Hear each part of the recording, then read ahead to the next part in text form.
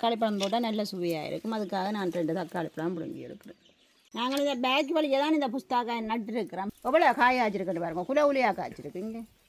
வணக்கம் ராவுகளே, இன்றைக்கும் பார்த்தீங்கன்னா ஒரு அருமையான சமையல் காணொலி ஒன்று தான். இன்றைக்கு பார்த்தீங்கன்னா நாங்கள் என்ன செய்ய போகிறோம்னு பார்த்தா, இன்றைக்கு நாங்கள் புஸ்தகாயும் தக்காளி பழத்தையும் செய்து தான் ஒரு அருமையான பால் கறி ஒன்று வைக்க போகிறோம். இந்த புஸ்தகா பார்த்தீங்கன்னா நாங்கள் எங்களோட தோட்ட காணொலியிலேயே காட்டினாங்க. அப்பேக்கா காய்ச்சிருக்கையில் இப்போ காய்ச்சிட்டு அந்த புஸ்தக மரம். இப்போ அதில் தான் நாங்கள் இந்த புஸ்தகாயை பிடுங்கி எடுத்து கொண்டு போய் நாங்கள் பால் கறி வைக்க போகிறோம். நாங்கள் அப்படியே புஸ்தகாயை பிடுங்கி எடுத்துக்கொண்டு காணொலிக்குள்ளே போகலாம்.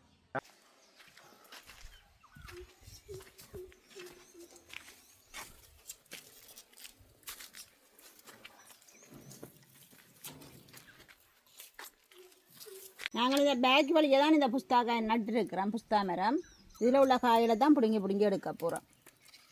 இப்படி இந்தளவு தான் இந்த காயின் நீளம். செடியாக தான் நின்று காய்க்கும். மரம் சின்ன சின்ன மரங்களாக தான் நின்று காய்க்குது. காய் இருக்குது.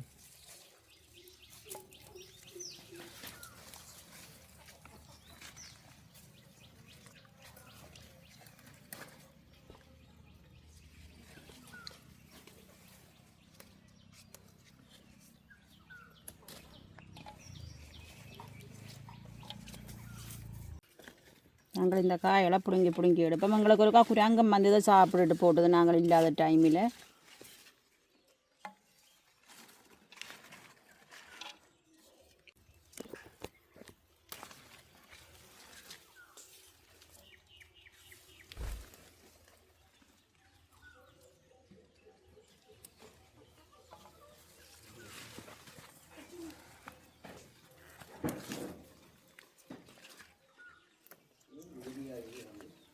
எல்லாத்தையும் பிடுங்கி எடுப்பேன். உள்ளுக்கு எல்லாமே நிறைய காய் இருக்குது. உங்களுக்கு பக்கத்தில் நிற்கிற தக்காளியும் நிறைய காய் ஆச்சிருக்கு. பாருங்கள் தக்காளி எப்படி காய்ச்சிருக்குன்னு பழுத்தும் இருக்குது. நான் இந்த பால் கறிக்குள்ளே ஒரு 2 தக்காளி பழமும் சேர்த்து தான் வைக்க போகிறேன். தக்காளி பழம் போட்டால் நல்ல சுவையாக இருக்கும். அதுக்காக நான் 2 தக்காளி பழம் பிடுங்கி எடுக்கிறேன். இதில் பார்த்தீங்கன்னா மணி தக்காளி காய்ச்சிருக்குது. நாங்கள் இதுக்கு தக்காளி மரம் தான் நட்டு விட்டுனாங்க, அதுக்குள்ளே காய்ச்சிருக்குது. இங்கே பாருங்க, இதில் பழுத்து இருக்குது. இந்த மணி தக்காளி நல்ல மருத்துவ குணமான ஒன்று தான். இந்த இலையெல்லாம் வறுக்கிறது. இந்த இலை வரையக்கில் இப்போ முருங்கை இலை வாழைப்பத்தி அப்படி வறுப்பேன் தானே, அந்த வரையக்கில் இதை சேர்த்து நாங்கள் வறுக்கிறோம். இது ஒரு நல்ல இது ஒரு மூலிகை தாவரம் தானே. இது தேடி சாப்பிட்ற நிறைய வருத்தத்துக்கு பாருங்கள் பழத்திற்கு எப்படி இருக்குண்டு. இந்த கருப்பாக வர்றது பழம், இது சாப்பிட்றது பிடிங்க நல்ல டேஸ்ட்டாக இருக்கும். இப்போ பழமும் சாப்பிட்றது, இந்த இலையும் சாப்பாட்டுக்கு நாங்கள் எடுக்கிறோம். நாங்கள் வறுக்கிறது இந்த இலை. எவ்வளோ காய் காய்ச்சிருக்குன்னு பாருங்கள், குலவுலியாக காய்ச்சிருக்கு இங்கே. இது இயற்கையாக வளர்கிற ஒன்று தான். ஆனால் இப்போ நிறைய எக்ஸ்போர்ட் ஆகுது இந்த பழம். இந்த பழம் இது எங்களை தக்காளிக்குள்ளே இது தானே அம்லாச்சி வந்தது. நாங்கள் அப்படியே விட்டு நாங்கள் இப்போ நல்லா வளர்ந்து வந்து காய்ச்சி பழுத்தும் நிறைய பாமா செய்யணும். இது வந்து இது இப்போ தேடி சாப்பிட்றது. நிறைய வருத்தத்துக்கு இந்த இலையெல்லாம் சாப்பிட்டு கொள்வது. இந்த வரைக்கெல்லாம் நல்ல டேஸ்ட்டாக இருக்கும். நல்ல இந்த வறுக்கிறன்றதை விட மூலிகைன்றதை விட நல்ல ஒரு சுவையான ஒரு கீரை இது. நான் 3 மணி தக்காளி பழம் பிடுங்கி கழுவி வச்சுருக்கிறேன். இதை சாப்பிட்டு பார்க்கணும். அப்படி இல்லை, நல்ல டேஸ்ட்டில் இருக்குது. நான் இதை முதலே சாப்பிட்ருக்குறேன். இதுன்ற டேஸ்ட் எப்படி இருக்குன்னு பார்த்தீங்கன்னா ஒரு புளிப்பும் இனிப்பும் சேர்ந்தா அப்படி இருக்குமோ அப்படி ஒரு டேஸ்ட்டாக இது இந்த டேஸ்ட் இருக்கும். நல்ல டேஸ்ட்டாக இருக்கும் இந்த பழம். இதில் கொஞ்சம் தான் காய்ச்சிருக்கு. நான் வேறு மரங்களில் பிடிங்கி சாப்பிட்ருக்கேன். மரம் ஃபுல்லாக இப்படி இந்த கருப்பு கடல்லையே இருக்கும். அப்போ பழுத்திருக்க வாக்கைக்கே நல்ல வடிவாக இருக்கும் மரத்துலேயே.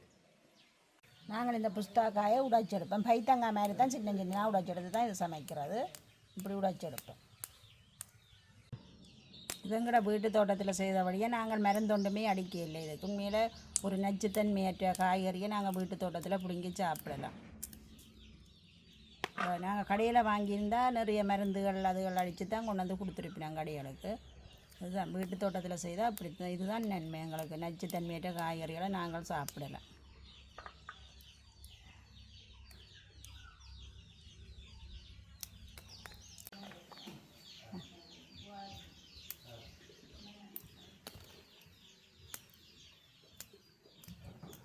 நல்லா பிஞ்சு புஸ்தாக்காய் நல்லா உடப்படுது.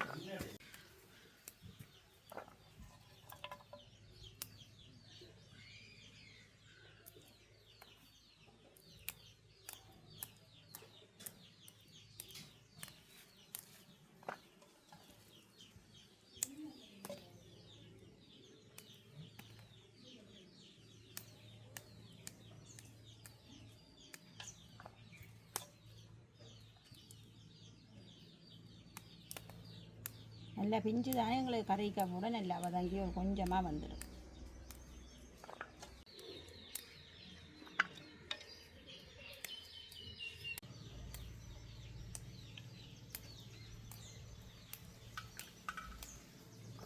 இந்த டிஷ்க்கு நான் மாற்றுறேன். இப்போ இந்த புஸ்தகாயை கழுவி எடுக்க போகிறேன்.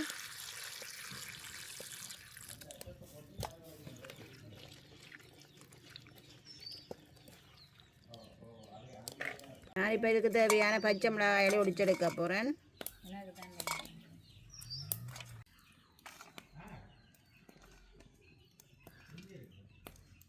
இந்த மிளகாயும் எனக்கு காணும் பால் கறிக்கு. இந்த வெங்காயம் உடைச்சி எடுத்துருக்கிறேன். அதோட 2 தக்காளி பழம் எடுத்தினால் அதையும் நான் இப்போவே வெட்டி சேர்க்க போகிறேன். அதோட அழுதி எடுப்பேன்.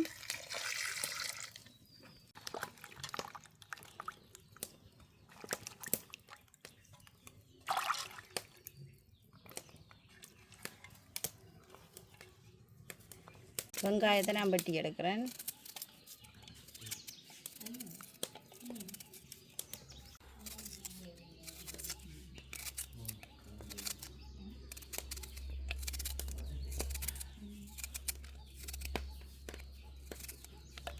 இதே மாதிரி பச்சை மிளகாயும் வெட்டி எடுக்கிறேன். பச்சை மிளகாயை கொஞ்சம் பெருசாக வெட்டலாம். பால்கறி தானே 2 வெட்டினா சரி.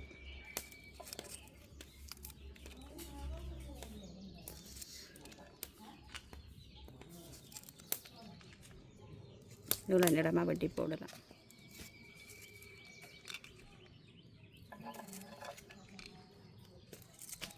அதோட 2-3 உள்ளியும் நான் வெட்டி சேர்க்க போகிறேன்.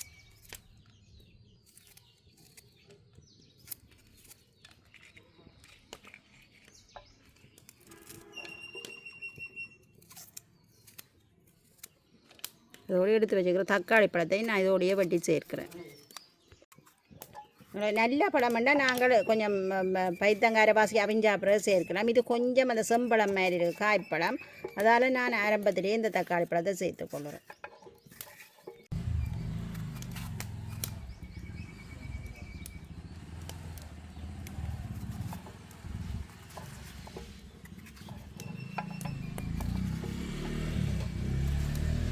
எங்களுக்கு 2 பழம் மட்டுமே நிறைய வந்துட்டு, பெரிய பழம் தானே. எங்களுக்கு இந்த கழுவின தண்ணி இருக்குது. இப்போ கொஞ்ச நேரம் நான் தண்ணி கொண்டு விடாமல் அப்படியே அந்த கழுவின தண்ணியிலே அவிய விட போகிறேன். ஒன்றுக்கு நான் அடுப்பில் வைக்கிறேன். திறந்து பார்ப்பேன். அவிஞ்சு கொண்டு வருது. நான் இதுக்கு உப்பு சேர்க்க போகிறேன். தேவையான அளவு உப்பு சேர்த்துக்கொள்கிறேன்.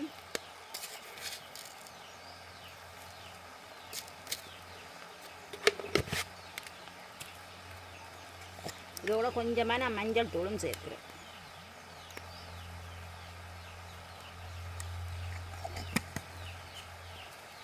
அப்படியே ஒரு காப்பி ரட்டி விடுவேன்.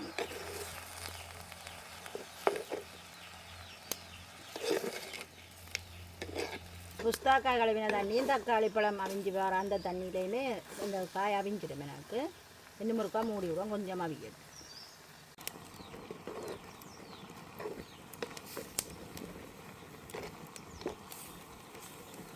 நல்லா கொதிச்சு அவியுது. தண்ணியை பாருங்கள் எப்படி வருது. அந்த தக்காளி பழம் புஸ்தாக்காயிலேருந்து இந்த தண்ணியை இன்னும் ஒரு கொஞ்சம் அந்த தண்ணி பற்றினா தான் எங்களுக்கு பால் விட நல்ல டேஸ்ட்டாக இருக்கும். இந்த தண்ணியோட சேர்ந்து வரைக்கும் தண்ணி பாலாக இருக்கும். கொஞ்சம் பத்தட்டும். தண்ணி எல்லாம் அவ்வளோ பற்றி வந்துட்டு நான் இப்போ தேங்காய் பால் சேர்க்க போகிறேன். நான் நல்லா கட்டிப்பாலாக தான் சேர்த்துக்கிறேன். புஸ்தாக்காய் தண்ணியிலே அவிஞ்சிட்டு தானே, அப்போ நான் நல்ல பாலாக விடுறேன்.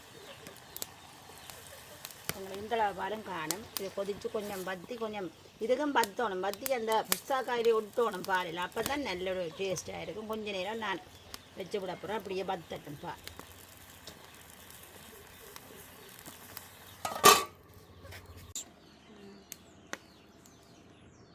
நான் இப்போ கருவேப்பிலை அப்படிங்க கழுவி எடுத்துட்டேன். அதையும் இதில் சேர்த்துக்கொள்ள போகிறேன். கறி இறக்க போகிறேன். இப்போ இறக்கிக்க கருவேப்பிலை சேர்த்து இறக்க போகிறேன்.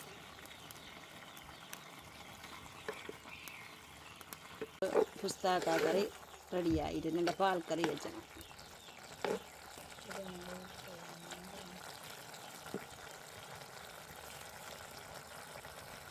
கறி ரெடி ஆகிட்டு நான் இறக்கி எடுக்க போகிறேன். இதோட நாங்கள் இன்றைய சாப்பாடுக்கு அப்பளம் மிளகாயும் பொரிச்செடுக்க போகிறோம். இது வந்து மோர் மிளகாய். நாங்கள் மிளகாயை வாங்கி அவிச்சு நாங்கள் இதுக்குள்ள மோர் எல்லாம் விட்டு தான் அவிச்சது. அவிச்சு காய விட்டு எடுத்துருக்குறேன். நல்ல இது நெய் பாசமும் மணக்குது. பொரிச்செடுக்க போகிறோம் இப்போ.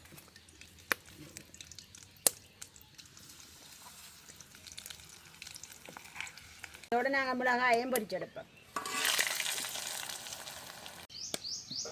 இதுக்கு நாங்கள் இப்போ கொஞ்சம் தேசி புளி சேர்த்துக்கொள்ளணும். கறி ஆயிலும் சூட்டோடு நாங்கள் தேசி புளி சேர்க்கக்கூடாது. கொஞ்சம் மாற விட்டு தான் சேர்க்க வேணும்.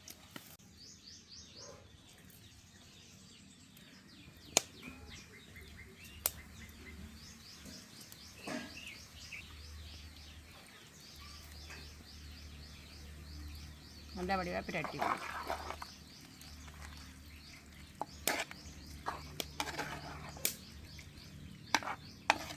தேசி புளி விடத்தான் நல்ல ஒரு வாசம் வருது. நாங்கள் இப்போ புஸ்தகா பால் கறி நல்ல வடிவாக வச்சு எடுத்துட்டோம். இன்றைக்கு நாங்கள் என்னென்ன சாப்பாடு சமைச்சு எடுத்துருக்கிறோம் மத்தியானத்துக்கு. இன்றைக்கு பார்த்தீங்கன்னா புஸ்தகா பால் கறி நாங்கள் வச்சு எடுத்தது. அதோட பாவக்காய் சம்பல் செஞ்சுருக்கிறோம். மற்றது அப்பளம் மிளகா பொரியல் செஞ்சு எடுத்துருக்கிறோம். அதோட சொதி. இவ்வளோ தான் இன்றைக்கு எங்களை விட்டு இன்றைக்கு மத்தியான சாப்பாடு. நாங்கள் இப்போ சாப்பிட்டு பார்ப்போம். புஸ்தகா பால் கறி நல்ல பால் கறியாக வச்சது தானே. தக்காளி பழம் போட்டது என்ன டேஸ்ட்டாக இருக்கும். இதோட சாப்பிட்டு பார்ப்போம். ஓப்ப சின்ன ஆகிட்டு போலோட கப்பளம் கீழே அவ்வளோ பார்க்குது. அப்போ அப்பளத்தை உழைச்சி போடுவோம் முதலாவது.